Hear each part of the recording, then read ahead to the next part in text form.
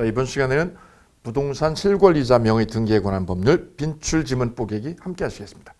마찬가지로 탤런트 최정윤님 작업 함께 진행해 주시겠습니다. 자, 지문 하나씩 같이 보시도록 하겠습니다.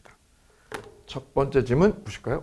탈법적인 목적이 없다면 사실혼 배우자 간의 명의 신탁은 허용된다. 여기서 포인트는 사실혼 배우자죠. 사실혼 배우자 간의 명의 신탁은 허용돼요, 안 돼요? 안 돼요. 불법이에요. 사실혼 배우자는. 여기가 X. 법률상 배우자만 허용돼요. 그것도 탈세 목적 없을 때. 두 가지 전제하에. 배우자끼리 명의 신탁하는 거 허용돼요. 그거 탈세 목적 없을 때만 유효해요. 탈세 목적 있으면 무효해요. 그래서 사실혼 배우자 이 부분이 틀렸고요. 배우자 간의 명의 신탁은 그렇게 하면 안 되고 작년에 그걸 물어봤어요. 얕게. 탈법 목적이 없으면 유효. 탈법 목적 있으면 무효. 그러니까 세금 탈루 목적 있으면 무효해. 배우자끼리도. 근데 탈법 목적 없으면 유효. 근데 이를 명의신탁 특례라고 그러죠. 명의신탁 특례 8조에 있어요. 실명법 8조에 있는데 배우자 간의 명의신탁뿐만 아니라 하나 두 개 더 있어요. 그게 뭐냐면 종중, 배우자, 종교단체. 세 가지예요. 종중, 배우자, 종교단체. 세 가지가 특례예요. 원래 명의신탁은 우리 실명법에 안 돼요. 다 금지야. 하지마, 명의신탁 하지마. 내 부동산은 내 명의로 가져야지 딴 사람 명의로 돌리지 마라. 그죠? 차명 보유를 금지하는 게 실명법의 명령이에요. 근데 예외를 딱 열었어요. 그게 실명법 8조인데 그게 바로 세 가지죠. 종중, 배우자, 종교단체. 세 가지죠. 탈세 목적이 없을 때는 유효다. 세 개 다 외우는 게 어려우니까 그냥 배우자만 하나만 외우시면 돼요. 배우자 간의 명의신탁이 탈세 목적이 아니면 명의신탁 할 일이 뭐 있어요? 예? 불가피하게 할 수도 있잖아요. 불가피하게. 그것만 허용돼요. 종중끼리도. 종중이 가지고 있는 땅 있죠. 내가 김해김 씨, 전주희 씨에 땅 많거든요. 예, 그런 땅 여기 3만 평 있어요. 용인에. 그거 누구 명의로 할까요? 개인 앞으로 명의신탁을 할 수 있다는 거죠. 예, 이거는 탈세 목적이 아니라는 거죠. 이게 허용돼요. 탈세 목적 없다는 게 소명이 되면 불법 아니에요. 오케이. 그래서 종중이나 배우자나 종교단체. 종교단체가 신설된 거예요. 원래는 종교단체 없었거든요. 최근에 신설된 거예요. 종교단체가 예외적으로 들어왔어요. 가령 여의도 순복음교회가 땅 사는 거 있죠? 그거를 개인한테 명의신탁해도 그게 탈세 목적 없으면 불법이 아니에요. 소명이 되면. 예, 그래서 특례 조항입니다. 특례 조항. 여기는 사실혼 배우자 간의 명의신탁은 불법이에요. 허용한대요. 그래서 X 지문 되겠습니다. 두 번째 지문 보실까요? 이 법에서 허용되는 상호 명의신탁의 경우 공유물 분할 청구의 소를 제기하여 구분 소유적 공유 관계를 해소할 수 없다. 자, 여기서 포인트가 되는 부분은 상호 명의신탁의 법입니다. 상호 명의신탁. 가령 최정님하고 저하고 둘이 땅을 샀어요. 예, 1000평짜리 땅을 샀어요. 보통 공유로 사면 똑같이 1억씩 내가지고 땅을 사잖아요. 그럼 2분의 1씩 지분이 생기죠. 그게 공유거든요. 근데 이 상호 명의신탁은 각자 나눠가지고 산 거야. 1000평을 사는데 우리 최정희님 500평, 저 양민 500평. 각자 사가지고 각자 농사 짓는 거야. 나는 이 땅에다가 포도를 좋아하니까 포도를 심을 거야. 그럼 나는 포도를 심는 거지. 어디다가? 내 땅 500평에다. 그럼 최정희님은 그 땅에다가 사가지고 좋아하시는 과일. 토마토를 거기다 심는 거죠. 각자 심는 거예요. 그리고 각자 소유하는 거야. 이를 뭐라고 그러죠? 상호 명의신탁이라고 그래요. 각자 나눠 쓰는 거야. 근데 등기부상으로는 공유예요. 등기부 때면 최정윤하고 양민 둘의 공유로 돼 있어요. 근데 쓰는 걸 어떻게 써요 지금? 분할해서 각자 써요. 각자. 이를 상호 명의신탁이라고 그래요. 상호 명의신탁. 현실에 많이 있어요 이게. 예. 지분하고 틀려요. 지분은 전체를 쓰거든요. 근데 이거는 지분이 아니야. 각자 쓰는 거야. 각자 내 땅, 네 땅. 네 땅, 내 땅 따로따로 쓰는 거죠. 등기만 뭘로 돼 있어요? 공유로 돼 있어요. 특이하죠. 이게 상호 명의신탁이라는 거죠. 이 상호 명의신탁의 경우 그럼 이걸 해소할 때요. 이를 구분소유적 공유라고 그래요. 구분소유적 공유라는 말은 구분소유하고 공유하고 믹서됐다는 거예요. 각자 쓰죠. 각자 쓰니까 무슨 소유? 구분소유. 여기 별표. 등기는 뭘로 돼 있어요? 공유로 돼 있어. 짬뽕이에요. 그래서 구분 소유하고 공유의 짬뽕 형태가 구분 소유적 공유라는 거예요. 말을 만드는 거예요, 그냥. 원래는 각자 쓰는 거예요. 그러니 무슨 소유? 구분 소유. 이게 내부적으로는 공유야. 우리 둘이 만나면 이거 누구 땅이야? 그럼 뭐라고 그래요? 여기는 내 거, 여기는 네 거지. 구분 소유야, 내부적으로. 내부적으로는 구분 소유인데 등기부 열람하면 뭐라고 돼 있어요? 공유예요. 그럼 이건 뭐라고 그럴까요? 소유 관계를. 이건 누구 거? 이건 뭐라고 그래요? 공유라고 그래요? 구분 소유라고 그래요? 헷갈리죠, 그죠? 등기부에는 뭐라고 돼 있어요? 공유. 최정윤, 양민 둘 공유. 그죠? 쓰는 건 어떻게 써요? 각자 포도 농사 짓고 토마토 농사 짓는 거예요. 각자 쓰죠. 이 용어를 어떻게 한 거예요? 붙인 거예요. 그래. 여기다 이거 하나 붙인 거 이렇게. 뭐라고요? 구분 소유적 공유 이렇게 붙인 거예요. 법률 용어가 사실 이래. 짬뽕이에요. 짬뽕이 많아요. 애매하면. 합성어죠, 합성어. 예. 이를 뭐라고 부르냐? 상호 명의 신탁이라고 불러요. 예.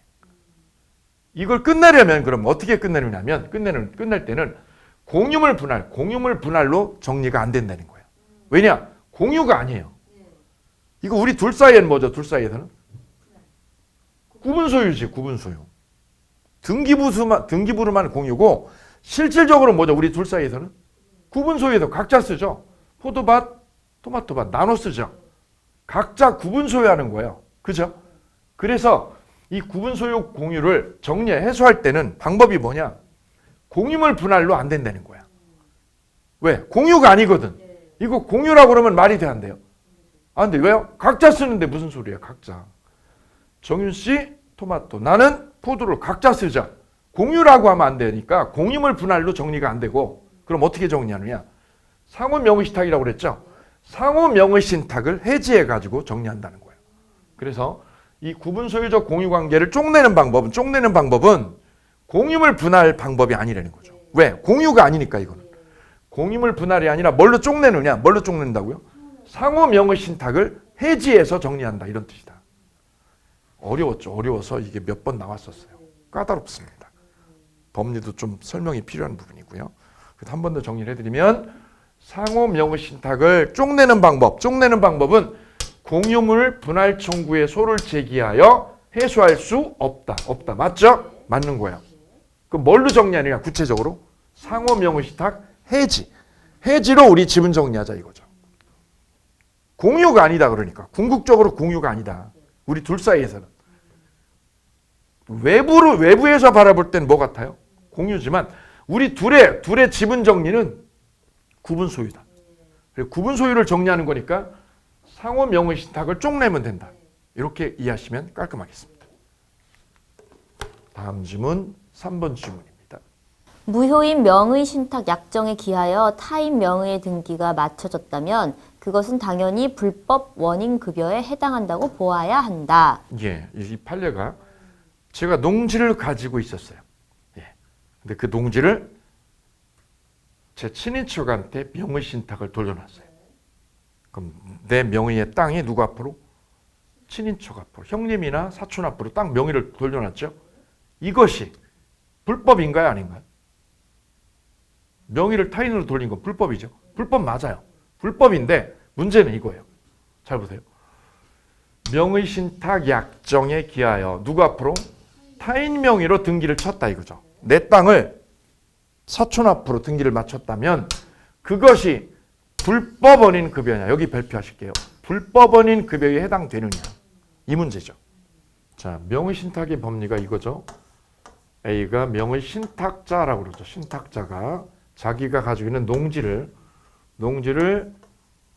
수탁자에게 다른 사람에게 명의를 다른 사람에게 쳐놓은 거예요. 이를 명의 신탁의 법리라고 그래요.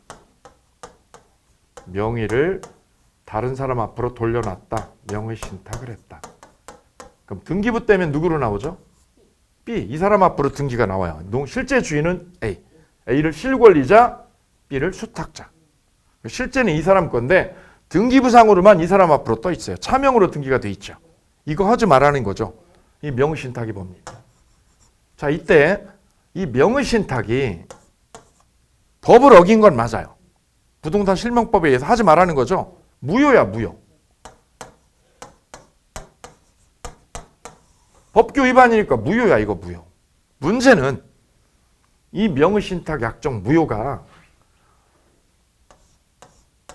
무효는 맞는데 첫째, 무효는 맞는데 두 번째 이 부분에 대한 문을 하나 더 통과해야 되는데 불법 원인 급여에 해당이 되느냐 이거죠.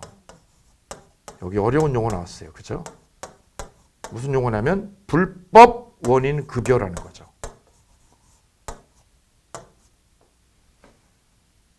이 논의는 뭐냐면 이 명의신탁이 반사회적인 행위냐 반사회적인 행위냐 이 뜻이에요.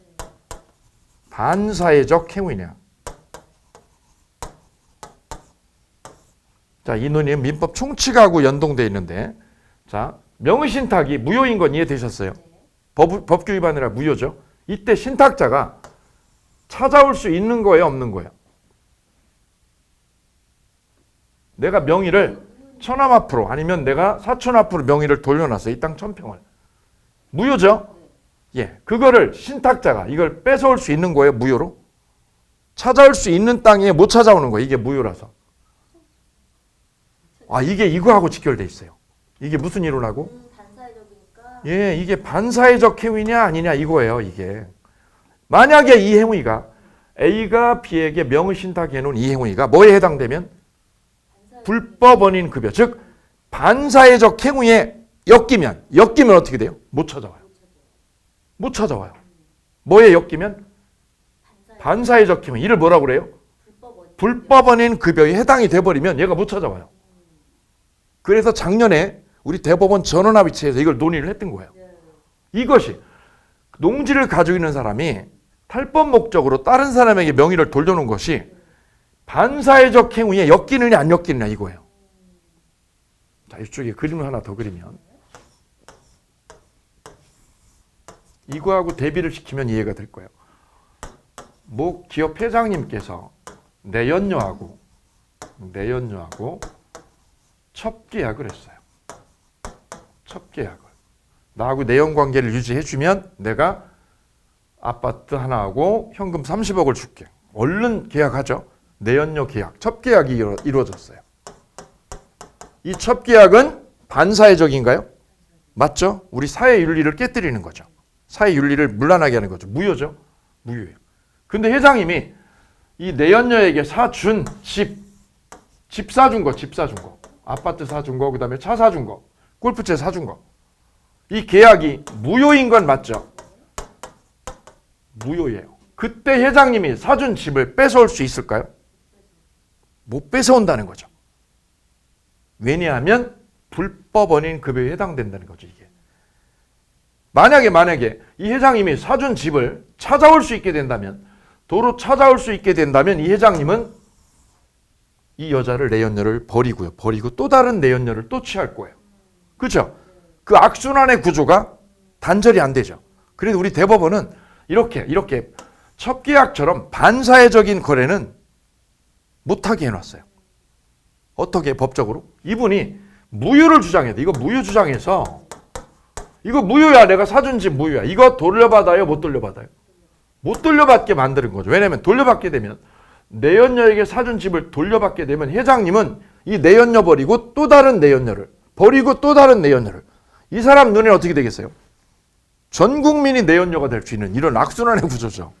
이걸 막으려니까 대법원이 눈을 동그랗게 뜬 거죠. 멋이라고요 이거? 이렇게 사준 집은 못 찾아오게. 그게 근원적인 해결이다 이거죠. 이 이론을 뭐라고 그러죠? 불법 원인 급여라고 그래요. 무슨 급여? 이거죠 이거. 그래서 어떤 행위가 어떤 계약이 반사회적이면 반윤리적이면 무효예요. 이를 무슨 이론? 불법 원인 급여 이론이라고 그러죠. 이 이론. 그래서 이 회장님이 내연녀에게 사준 집이나 차는 못 찾아와요. 이 이론 때문이죠. 이 이론 때문에. 무슨 이론? 예, 그래서 이 회장님은 집을 사주지 않아요. 그죠? 예, 현금으로 이렇게 내연 관계를 맺지 집 사주지 않아요. 왜요? 안 돌아오거든. 이거 못 찾아와요. 집을 못 찾아와. 그래서 논의의 핵심은 이 부분입니다. 이렇게 두 사람 간의 계약이 반사회적 행위 이거죠. 반사회적 행위. 지금 무슨 급여? 불법 원인 급여에 엮이느냐 안 엮이느냐가 중요한 거예요. 그럼 여기 볼까요? 명의신탁이요. A가 가지고 있는 농지를 타인에게 명의신탁한 이 사안이 반사회적 경우에 엮이면 어떻게 돼? 이분은 찾아와요, 못 찾아와요? 못 찾아오게 되죠. 저쪽하고 똑같아져요. 그래서 우리 대법원이 전원합의체 해부를 해서 이걸 논의를 했어요, 작년에. 그랬더니 다수 견해는 뭐냐면 이게 이 명의신탁은 불법원인급에 해당되지 않더라. 불법원인급에 엮이지 않는다. 엮이지 않으니까 이 신탁자는 찾아올 수 있다 이거죠. 뺏어올 수 있다. 이게 결론이에요. 만약에 이게 어디에 해당되면 명의신탁이 뭐에 해당되면 불법원인급에 해당되면 엮이면 어떻게 돼요? 찾아올 수 없다. 완전 반전이죠. 지금 설문은 바로 이 부분을 묻고 있습니다. 부동산을 타인에게 명의신탁한 거는 무효예요. 무효는 맞죠? 근데 그게 무효인데 그게 무슨 급여? 불법원인 급여에 해당이 되냐 안 되냐 이걸 묻는 거죠. 우리 전원합의체는 불법원인 급여에 해당되지 않는다. 해당되지 않으니까 뭐 할 수 있다는 거예요? 찾아올 수 있다, 뺏어올 수 있다. 이렇게 결론 내리고 있다는 거죠. 오케이. 만약에 이게 뭐에 해당되면 첩계약처럼 뭐에 해당되면 불법원인 급여면 못 찾아오죠. 그래서 두 개를 같이 정리하셔야 돼요. 이걸 먼저 머릿속에 먼저 잡을 건 이거죠. 이거 첩계약. 첩계약은 불법원인 급여다. 이게 무슨 급여? 불법 원인 급여. 첩계약은 불법원인 급여에 해당이 된다 안 된다? 해당이 되더라. 그래서 결론이 뺏어올 수가 없더라. 이거 뺏어올 수 없더라. 근데 첩계약과 달리 명의신탁은 부동산을 타인에게 명의신탁한 이거는 무효는 무효. 맞죠? 이쪽도 무효 똑같죠. 무효인데 이거는 불법원인 급여가 아니다. 이 점에서 양자가 확연히 대비된다. 이렇게 두 가지를 여기에 1번 여기에 2번 두 가지가 한꺼번에 머릿속에 정리가 돼야 끝내기까지 갑니다. 첩계약 그 다음에 뭐 하고요? 명의신탁이 법리적으로 다르다는 거죠. 이렇게 정리하시면 되겠습니다.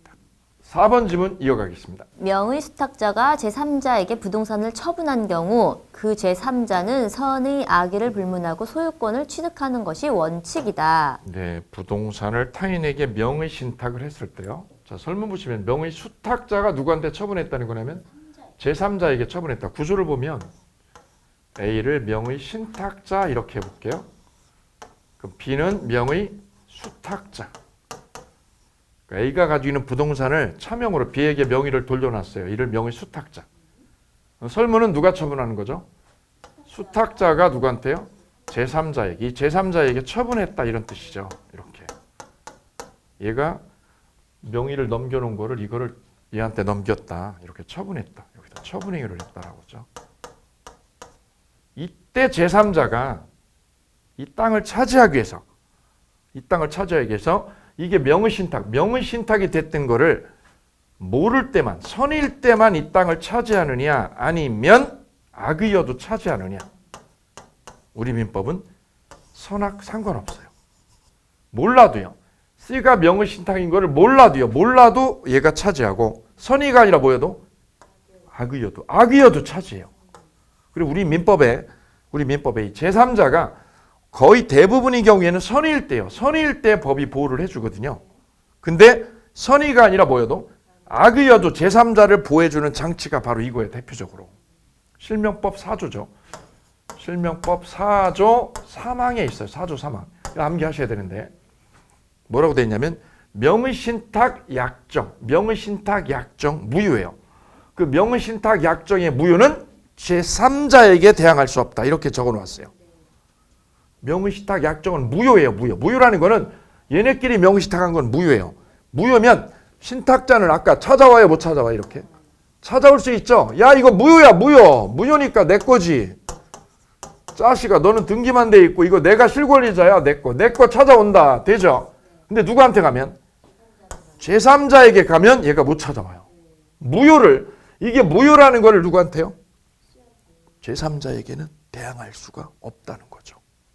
실명법 4조 3항. 명의신탁 약정의 무효는 지네끼리 무효라는 거죠. 이 무효는 누구한테는? 제3자에게는 주장할 수도 없고 뺏어올 수도 없어요. 이때 제3자는 선의가 아니라 뭐여도 악의여도 돼요. 그래서 설문 보시면 제3자는 뭐 불문? 선의 악의를 불문하고 소유권을 차지한다. 이게 원칙이다. 이렇게 정리가 되는 거죠. 이 부분은 실명법 4조 3항을 정면으로 출제한 거예요. 이 부분을 다시 한번 정리하면 명의신탁 약정의 무효는 제3자에게 대항할 수 없다. 이때 제3자는 선의악의 불문이다. 그래 이게 20번 이상 나왔다는 거죠. 이게 놓치지 않아요. 20번 이상 나왔다는 거는 거의 매년 타켓이다. 이렇게 정리하시면 되시겠습니다. 이어서 다음 지문 함께 하시겠습니다. 다음 지문 5번 지문입니다. 소유권 이외의 부동산 물건의 명의신탁은 동법률의 적용을 받지 않는다. 자, 명의신탁은 소유권만 금지하는 게 아니라 모든 물건이에요. 모든 물건은 명의신탁이 불법이에요. 근데 여기 설문에 뭐라고 되어 있냐면 소유권 이외의 물건의 명의신탁은 적용을 받지 않는다고 그랬죠. 우리 실명법은 소유권도 명의신탁 불법이고요. 전세권도 명의신탁한 거 불법이에요. 저당권도 명의신탁한 거 불법이에요. 그 말은 모든 물건은 명의신탁이 금지되는 거예요. 그래서 명의신탁의 금지 대상, 명의신탁의 무슨 대상? 금지 대상은 소유권에 한한다. 그러면 이게 틀리는 거죠. 소유권과 무슨 물건? 모든 물건.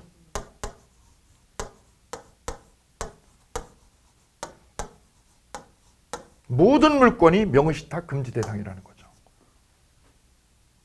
그러면 전세권도 명의신탁을 해요? 어떻게 하는 건가요? 전세권 명의신탁을 예를 들어야 오래 기억나실 거예요. 단순 암기하지 마시고. 그럼 제가 사업을 하다가 쫄딱 망했어. 그죠? 근데 내 명의로 만약에 형님이나 동생이 나를 어여삐 여겨가지고 저 막내놈이 사업하다 말아먹었어. 그럼 보통 어떻게 해요? 형제들이 도와줘요. 도와주면서 어떻게 해요? 야, 너 거기 그 사글세방 살지 말고 내가 전세금 내줄게. 큰형, 동생 막 합쳐가지고 전세금 2억을 만들어 왔어요. 그게 뭐를 들어가요? 전세를 딱 얻어놓죠. 근데 내가 빚이 아직도 20억이나 있는데. 그럼 내 앞으로 뭐가 있으면?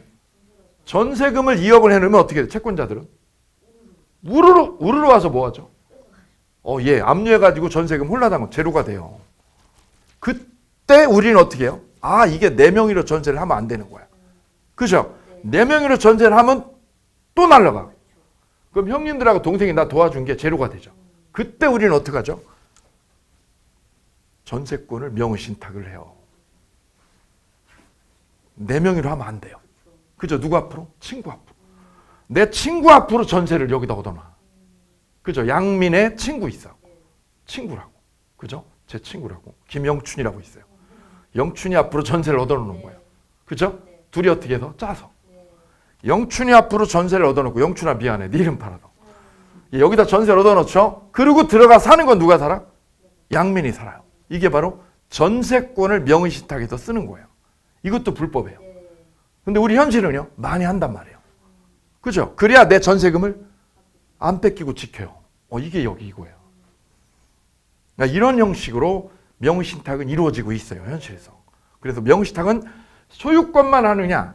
아니라는 거죠. 어떤 게? 모든 물건이. 전세권도 명의신탁해서 쓸 수 있어요. 이거 불법이에요. 불법. 걸리면 불법. 걸리면 불법이에요. 그럼 누가 입 안 털면 돼요?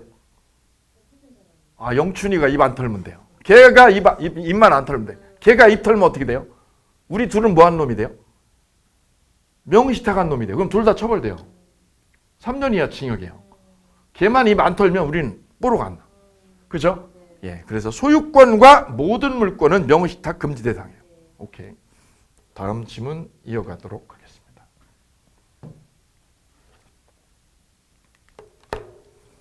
육 번 질문 이어가겠습니다. 채무 변제를 담보하기 위해 채권자가 부동산 소유권을 이전받기로 하는 약정은 법률의 명의신탁 약정에 해당한다. 자, 보시면 채무 변제를 담보하기 위해 채권자가 부동산의 소유권을 이전받기로 하는 약정. 소유권을 뭐 하기로 하는 거? 이전받기로 하는 약정. 여기 이렇게 별표 넣어볼까요? 키워드 꽂아 드릴게요. 자, 그러면 이런 형태가 되는 거죠. A가 누구한테요? B한테 내 땅을 아니면 내 집을 B 앞으로 소유권 이전 등기를 해놓았어요. 그죠? 이 얼핏 보면 이게 뭐예요? 그럼 누가 진짜 주인이에요? A가 실권리자죠. A가 실권리자인데 B 앞으로 뭐가 돼 있어요? 등기가 돼 있네. 그럼 이거 뭐하고 비슷해요? 누가 실권리자요? A가 실권리자. 야, 이거 내 거야. 내 거. 내 거. 근데 등기부 때면 네 거. 그쵸? 등기부 때면 네 거. 법적으로는 누구 거? 내 거. 그럼 내 거예요? 네 거예요? 애매하죠. 아, 그죠? 요 경계를 법에서 정하는 거예요. 그죠? 그럼 이게 명의신탁이랑 똑같잖아요. 명의신탁이랑 뭐가 달라요? 똑같죠? 실권리자인데 등기는 여기 있네? 이 명의신탁이죠. 이거 처벌돼요. 처벌 안 받으려면 내가 네 앞으로 등기를 왜 했는 줄 알아? 돈 빌리고 했잖아, 인간아. 돈 빌리고. 내가 돈 빌려가지고 1억에 대한 담보로 너한테 등기 쳐준 거야. 담보. 이 담보를 무슨 담보? 양도담보라고 그래요. 등기를 이전해는 걸 무슨 담보? 양도담보. 내가 돈 빌렸으니까 등기를 너한테 넘겨놨지. 이를 양도담보라고 그러죠. 이는 명의신탁이 아니죠. 왜요? 돈 거래했잖아, 인간아. 너랑 나랑. 이게 바로 무슨 담보? 채무변제를 담보하려는 목적어예요. 이 담보하려는 목적어의 등기를 너한테 옮겨놓은 거죠. 그러니 이건 네 거가 아니라 내 거야. 이거 내 거. 그리고 이건 명의신탁도 아니지. 이게 명의신탁으로 벌 받으려면 어떻게 해야 돼요? A 거를 그냥 어떻게 해야 돼? 그냥 B 앞으로 등기를 여기다 소유권 이전해 놓는 거죠. 이러면 이거는 명의신탁이에요. 내 건데 네 앞으로 등기돼 있잖아. 이게 명의신탁이지. 이거 불법이야. 왜요? 금전거래 한 게 없잖아. 근데 여기는 뭐가 있어요? 돈을 빌렸죠. 돈을 빌렸고 그거를 뭐 하기 위해서? 담보하기 위해서 등기를 너한테 옮겨놨죠. 이거는 이 명의신탁하고 다르잖아, 구조가. 그래서 A가 또는 B가 명의신탁으로 안 엮이려면 어떤 걸 소명해야 되느냐면 나하고 이하고는 무슨 거래를? 금전거래를 했다는 거를 소명을 하면 명의신탁으로 처벌 안 돼요. 이를 양도담보라고 그래요. 내가 돈 빌려가지고 담보조로 등기한 거예요 라고 소명을 하면 명의신탁으로 처벌을 안 받는다는 거죠. 이게 이 뜻입니다. 그러면 이어가 볼게요. 한 번 더 읽어주실까요? 채무변제를 담보하기 위해 채권자가 부동산 소유권을 이전받기로 하는 약정은 동법률의 명의신탁 약정에 해당한다. 해당해요, 안 해요? 안 해요. 해당하지 않습니다. 이런 구조가 그래서 명의신탁에 적용을 안 받는 거, 명의신탁에 적용을 안 받는 게 네 가지예요. 그게 시험에 꼭 나와요. 반드시 나오는데 이거는 양도담보라고 그랬죠? 무슨 담보? 양도담보. 그렇죠? 그럼 돈 빌리고요. 이쪽으로 가등기해 놓으면 이는 무슨 담보? 가등기 담보. 이것도 돈 빌리고 한 거죠. 그럼 처벌 안 받아요. 양도담보도 명의신탁으로 처벌 안 되고 두 번째는 무슨 담보도? 가등기. 야, 내가 돈 빌리고 너한테 가등기 해줄게. 가등기 담보도 처벌 안 돼요. 그리고 상호명의신탁. 아까 공부했죠? 상호명의신탁도 불법 아니에요. 그리고 신탁등기. 네 가지. 양도담보. 무슨 담보? 양도담보. 두 번째는 가등기담보.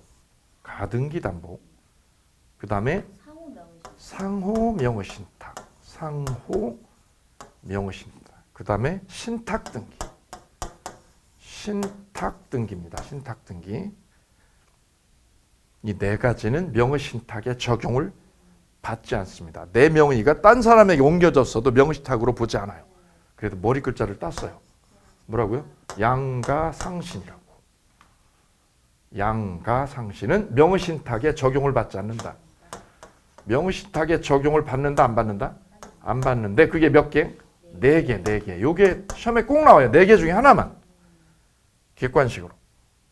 객관식으로 명의신탁에 적용을 받지 않는 법리 이 네 가지다. 명의신탁의 특례요. 명의신탁의 특례로 적용되는 게 아까 세 가지였어요. 종중, 배우자, 종교단체가 탈세 목적 없을 때. 그거를 빼버리면 실명법은 명의신탁은 다 불법이에요. 다 불법이야.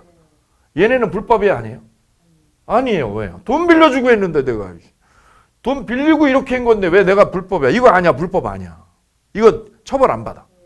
뭐뭐 처벌 안 받아요? 양가상신. 예, 그리고 잊어버리는 거예요. 잊어버리고 시험 보기 일주일 전에 한 번 더 보는 거예요. 오케이.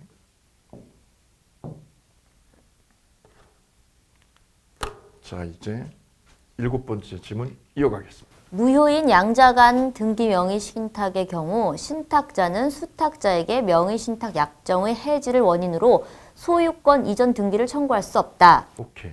7번이죠. 그죠? 여기서 두 가지가 포인트인데요. 첫 번째는 무효인 양자간 등기 명의 신탁의 경우 신탁자는 주어가 신탁자죠. 신탁자는 누구한테?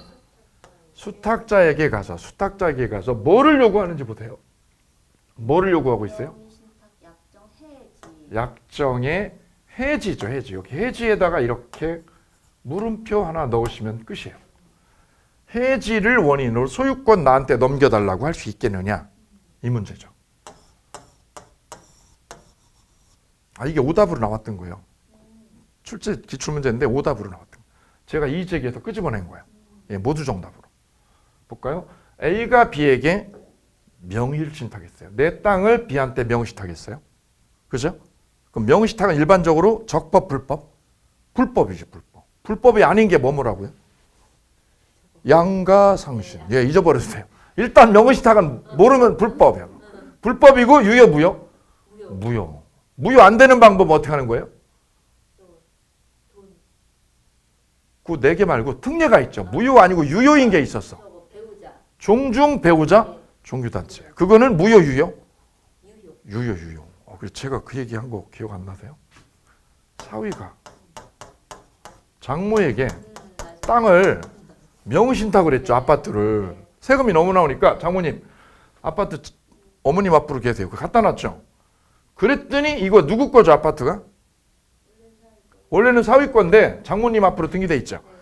장모님이 노인정 가가지고 할아버지들 앞에 자랑한 거지. 이거 내 거라고. 그랬더니 장모님이 남친이 20명 생긴 거야. 왜냐면 이분이 20억짜리를 자기 명의로 가지고 있대잖아. 그죠? 음마 아파트로. 이 할아버지들 막 줄 섰지. 인기 짱이죠. 근데 문제가 된 거는 이 사위가 와이프하고 사별을 했어요. 사별했어. 그러고 난 다음에 이게 명의신탁으로 돌려달라고 그랬더니 장모님이 안 주려고 그래. 어떻게 찾아온다고요? 이거 찾아오려면? 예, 맞아요. 이게 이거죠. 이걸 찾아오려고 그럴 때 안 주면, 이 장모님이 못 주겠다고 버티면 우리 법은 찾아올 수 있는 방법이 뭐냐면 스스로 명의신탁을 자복할 수밖에 없어요. 자폭이야, 자폭. 내가 명의신탁을 했다. 그죠? 그래서 둘 다 처벌을 받아야 돼요. 이쪽도 처벌받고 이쪽도 처벌받는 조건. 이거밖에 없어요. 근데 실명법으로 이거 위반되면 처벌이 세요. 3년 이하 징역이에요. 과징금도 30%예요. 이게 10억짜리면 3억을 국가가 가져가요. 거덜나는 거죠. 둘 다 교도소 가는 전제 조건이에요. 찾아와야 돼. 현실은 타협하는 방법이 있다는 거죠. 그게 뭐라고요? 우리 결혼하자고. 우리 결혼하면 우리가 뭐가 돼? 배우자가 되는 거죠. 배우자. 그 배우자 간의 명의신탁은 유효예요. 유효. 무슨 목적 없으면? 탈세 목적 없으면. 그죠? 유효죠. 유효면 이걸 어떻게 하면 돼요? 해지를 해서. 유효니까 계약 뭐 하면 돼요? 해지를 해가지고 이걸 해지해가지고 소유권을 회복하는 게 가능해요. 계약 해지가 돼요. 해지. 따라서 신탁자가 실권리자가 명의신탁해 놓은 이 부동산을 해지로요. 해지라는 카드로 찾아오기 위한 전제 조건은 명의신탁이 유효일 때. 그럼 이때는 교도소 안 가고 찾아올 수 있어요. 계약 뭐해서? 해지해가지고 소유권 회복이 돼요. 교도소 안 가요. 이거 제가 우스개로 했지만 정말 실리 있는 거 아니에요? 교도소 안 가고 과징금도 30% 안 뜯겨. 그저 혼인신고 했다가 신혼여행 갔다 돌아오면 될 거 아니에요. 가능한 법입니다. 저는. 그래 열심히 설명을 했더니 수험생들이 막 웃더라고요. 예, 전 진지하게 얘기했는데 진지하게. 이게 현실에 다 붙여보세요. 100억짜리 부동산 찾아오는데 이분이 안 준다고 그래. 이거밖에 없다니까요. 더 좋은 방법이 없어요. 현재 제가 아는 카드로. 근데 여기 보세요. 명의신탁 약정이 뭐라면? 무효라면 이 해지카드는 작동이 안 돼요. 설문이 이걸 말하고 있어요. 그래서 실권리자가, 이 사위가 명의신탁 해놓은 땅을 찾아올 때 그 계약이 뭐라면? 유효면 뭘로요? 해지해서 소유권을 뺏어올 수 있지만 계약이 뭐라면? 무효라면 여기다. 명의신탁이 뭐라면? 무효라면 해지를 원인으로 소유권 찾아올 수가 없지요 라는 점에서 두 가지가 대비가 된다는 거죠. 이 부분을 문제로 삼고 있는 거예요. 따라서 명의신탁 지문이 객관식에 나오면 계약이 뭐일 때? 유효일 때는 무슨 카드요? 해지 카드가 된다. 해지 카드가 오케이로 먹히는 거예요. 그런데 계약이 뭐라면? 무효인 명의신탁. 여기 설문에 이렇게 나와 있잖아요. 무슨 명의신탁? 무효인 양자간 등기 명의신탁. 이렇게 못을 딱 박아줬죠. 그러면 무슨 카드가 안 된다는 거죠? 해지를 원인으로 소유권 찾아오는 거 안 된다라는 거죠. 그래서 명의신탁은 머릿속에 두 개가 있는 거예요. 우리들의 명의신탁은 두 개가 있는 거예요. 무슨 명의신탁? 유효인 것과 무효인 명의신탁. 유효하고 뭐가요? 무효. 두 가지의 명의신탁이 있는 거예요. 유효로 될 때는 언제라고요? 종중, 배우자, 종교단체. 싫으면 그냥 배우자. 배우자 간의 명의신탁. 배우자 간의 명의신탁은 유효, 무효? 유효. 이때 소유권 찾아오는 방법은 계약 뭐에서? 해지죠, 해지. 해지 카드가 된다. 해지 카드로 찾아올 수 있다라는 거죠. 이게 결론이고요. 명의신탁이 뭐라면? 무효라면 해지 카드가 돼야 안 돼요? 안 돼요. 이 점에서 확연히 대비가 되니 명의신탁은 두 종류가 있다. 제가 지난주에 우리 오프라인 수험생한테 상가는 두 종류가 있어요. 상가는 왜 두 종류가 있는지 아세요? 환산보증금이 9억 넘는 거하고 9억 이하인 거 둘로 나눠져요. 9억 이하, 9억 이상. 그럼 스타벅스 같은 거는 9억 넘어요, 안 넘어요? 넘죠. 그죠? 그거는 상위법에 적용을 안 받아요. 9억 넘으면, 9억 이하면 상위법의 규제를 받아요. 보호를 받아요. 그래 앞으로 길 갈 때 상가는 두 종류로 나눠서 보는 거죠. 저거 9억 이상이야. 저거 9억 이하야. 상위법 되는 거 안 되는 걸로 딱 나눠지는 거야. 그죠? 예. 명의신탁은 뭘로 나눠져요? 길이 달라, 길이. 그러면서 제가 던져봤죠. 수업 시간에. 세상에 여자는 두 종류의 여자가 있죠. 그래 물어봤어요. 여자분이 답을 줬어요. 세상에 여자는 두 종류가 있다고. 뭐예요? 아가씨하고 아줌마가 있대요. 제가 그래 반문을 했어요. 남자는 어떻게 나눠질까요? 두 종류 그랬더니요. 돈 많은 놈하고 돈 없는 놈 둘로 나눠진다고. 그래 명의신탁은 두 개가 있어요. 뭐하고 뭐예요? 그게 결론의 이 점에서 다른 점이에요. 바로 이 문제를 정면으로 문제 삼고 있습니다. 다음 질문 8번 질문입니다. 3자간 등기 명의신탁의 경우 수탁자가 자진하여 신탁자에게 소유권 이전 등기를 해주더라도 그 등기는 무효이다. 이거 설명이 좀 들어가 줘야 되는 부분이라서 그림을 잠깐 그려볼게요. 실제 우리 시험에 이렇게 나오니까요. 병 소유 땅을 이게 매물로 나왔다는 거죠. 이게 매물로 나왔어요. 이 위치 너무 좋아요. 저 땅 사고 싶어요. 갑이 신탁자, 을은 수탁자. 갑하고 을하고는 친구 사이예요. 갑은 돈이 있고요. 을은 친구. 자, 이때 여기 제목이요. 제목을 뽑아볼게요. 무슨 명의신탁? 3자간 등기 명의신탁. 이를 소위 뭐라고 표현해요? 중간생략형 명의신탁. 중간생략형 명의신탁이라고 돼요. 이를 3자간 등기 명의신탁 이렇게 불러도 되고요. 그러면 이 땅이 매물이죠. 이게 땅 매물로 나온 거고요. 자, 저 땅을 사고 싶어하는 사람은 누가 사고 싶어하는 거죠? 갑이. 돈이 있어. 내가 돈 20억을 지금 손에 넣었어. 20억을. 이분이 사고 싶어하는 거예요. 돈 20억을 가지고 계약을 할 때 누가 계약을 하러 현장에 나타나는 걸까요? 계약을 하러 누가 나타나요? 3자간 등기 명의신탁은 얘가 신탁자가 와가지고 저 매도인하고 협상을 하는 거야. 나한테 15억에 넘겨. 15억에 넘겨. 이쪽은 20억 불렀는데 15억에 넘겨. 그래 얘하고 둘이 매매계약서를 체결하게 됩니다. 이렇게 매매계약서를. 누가 계약을 해요? 신탁자가.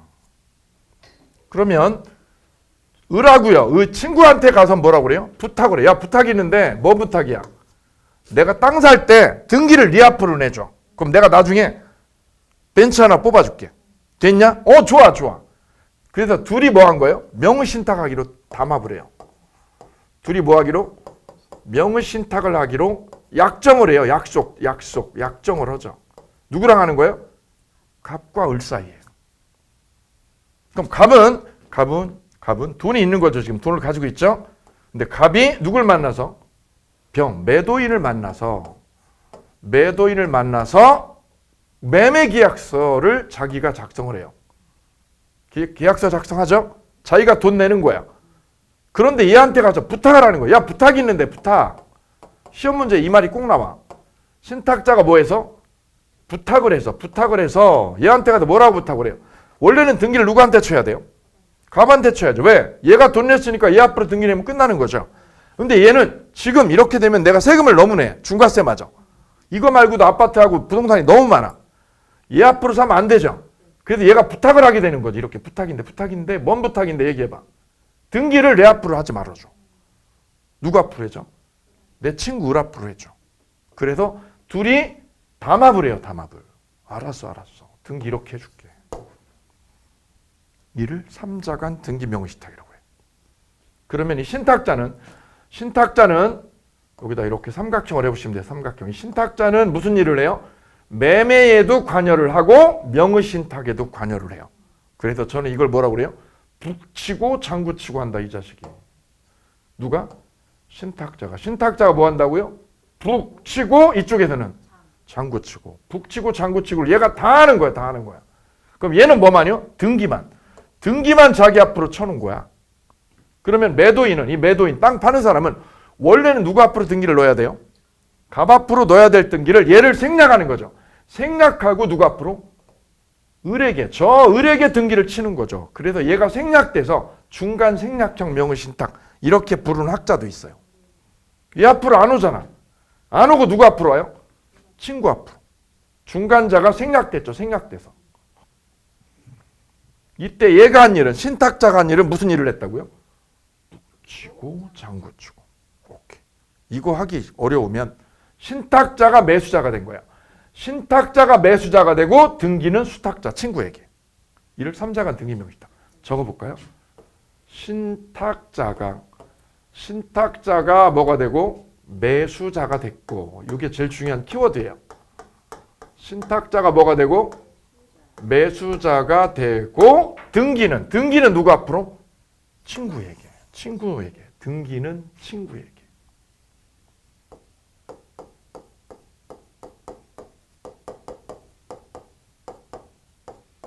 이를 무슨 명의신탁? 삼자간 등기 명의신탁. 이렇게 얘기한다고요. 그럼 이 등기는 매도인이 실권리자는 신탁자인데 차명으로 돌렸죠. 그래도 이 등기는 무효죠. 이 등기 무효예요. 왜? 얘가 실권리자인데 차명으로 등기를 옮겨놔서 이거 무효다. 그래서 얘는 소유자가 아닌 거예요. 왜요? 무효잖아. 이게 무효니까. 이 등기 자체가 무효니까 이건 을 거가 아니다. 이거 을 거가 아니다. 근데 을이 누구한테요? 갑한테. 을이 갑한테 자진해서, 여기 보시면 자진해서 뭐를요? 신탁자에게 등기를 넘겨줬다면 이 등기는 실권리자, 실제 매수자 앞으로 등기가 온 거죠. 그래서 이 등기는 유효다. 무효가 아니라 유효다. 실권리자, 얘가 실제 매수자 맞죠? 매수자 앞으로 등기가 이전돼 버린 거죠. 그러면 이 등기는 실체하고 맞아 떨어진다. 실제하고 맞죠? 그래 이거는 무효가 아니라 유효라는 얘기다. 그 등기는 무효가 아니고 유효로 처리가 됩니다. 왜? 실제 매수자에게 등기가 와버렸잖아요. 이건 무효 아니고 유효다. 여기 있는 등기는 여기 있으면 무효. 이건 무효죠. 을에게 있으면 무효죠. 근데 누구 앞으로 넘어오면? 신탁자에게 등기가 넘어오면 이거는 실질관계하고 맞아 떨어지니까 유효다. 유효. 무효 아니라 유효. 이를 삼자간 등기 명의신탁의 법리 이렇게 얘기하죠. 이때 얘가 한 역할은 뭐라고요? 북치고 장구치고. 그게 어려우면 이렇게 정리합니다. 뭐라고 정리해요? 신탁자가 매수자가 되고 등기는 친구에게. 이 그림 하나 딱 보면 제 강의하고 다른 분 강의하고 다른 거 딱 보이실 거예요. 북치고 장구치고. 누가? 신탁자. 그럼 계약명의신탁은 누가요? 수탁자가 매수자가 되는 거야. 얘가. 그죠? 얘가 매수자가 되는 거야. 얘는 돈만 대주고. 이를 계약명의 신탁. 두 개는 완전히 다른 구조가 됩니다. 이렇게 해서 8번 지문 같이 보셨고요. 이어서 9번 지문 이어가겠습니다. 명의신탁 약정의 무효는 악의의 제3자에게 대항할 수 있다. 예, 보실까요? 함정 있죠, 함정. 이 맞는 것 같은가요? 틀리는 것 같은가요? 이 부분. 명의신탁 약정은 무효 맞죠? A와 B 간의 명의신탁. 명의신탁한 거는 유효, 무효? 무효, 무효. 맞죠? 그럼 얘가 찾아와요, 못 찾아와요? 실권리자가 찾아올 수? 있다. 자폭에서 이거. 자폭에서 찾아온다. 찾아오죠? 배우자면 뭐해서 찾아와요? 해지해서. 배우자면 해지해서, 배우자 아니면 뭐해서?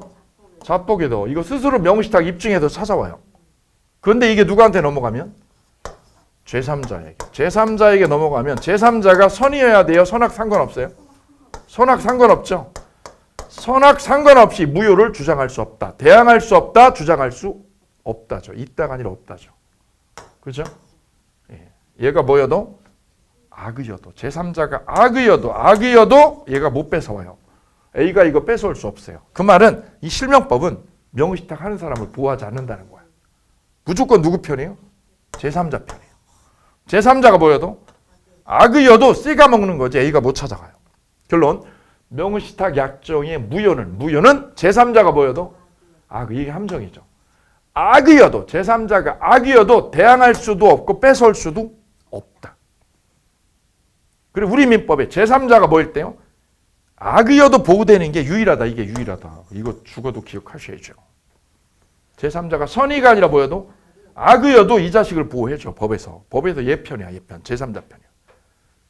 연결하면 실명법 4조 3항에 이렇게 적어놓고 있어요. 명의신탁 약정의 무효는 누구한테요? 제3자에게 대항하지 못한다 할 때 제3자는 선이요 선악불문이에요? 선악불문이다. 오케이.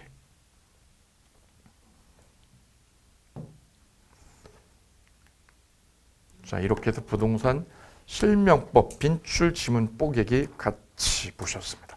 함께 수고해 주신 최정희님 감사드립니다. 감사합니다. 네, 오늘 빈출 지문 뽀개기 여기서 마치겠습니다. 감사합니다.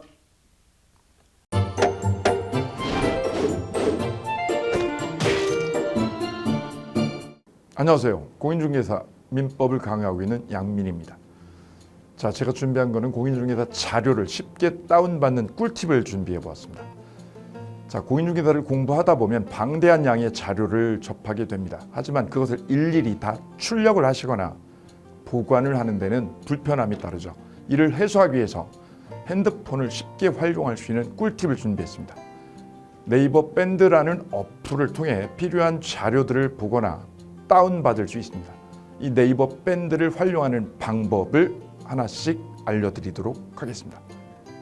1단계, 네이버 밴드라는 어플을 다운받습니다.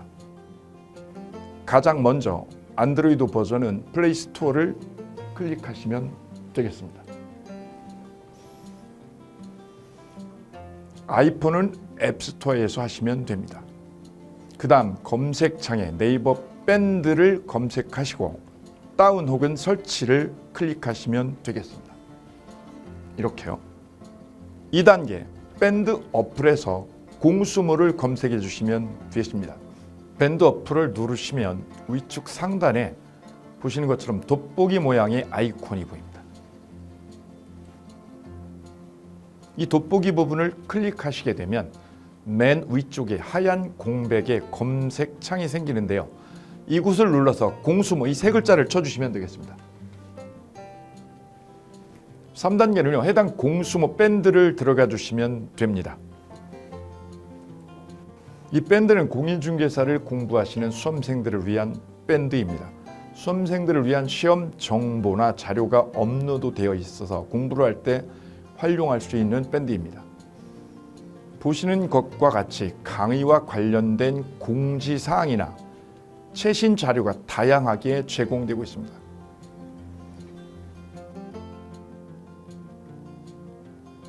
(4단계) 또 다른 꿀팁 모바일 일일학습법에 대해서 소개드릴까 합니다.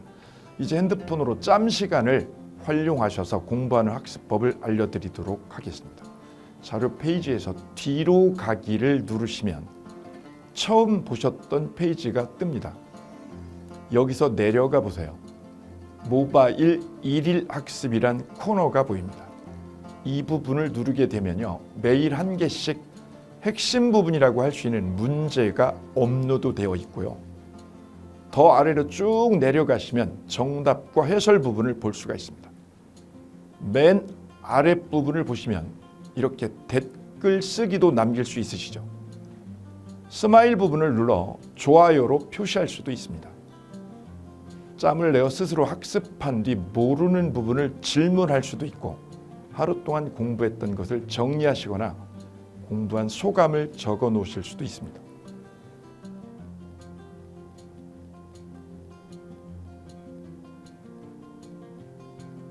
지금까지의 과정과 같이 공수모 밴드에 가입하신다면 다채롭게 업데이트되는 양질의 최근 자료들을 접하시고 활용할 수 있습니다. 꼭 가입하셔서 좋은 자료 많이 활용하시기 바랍니다.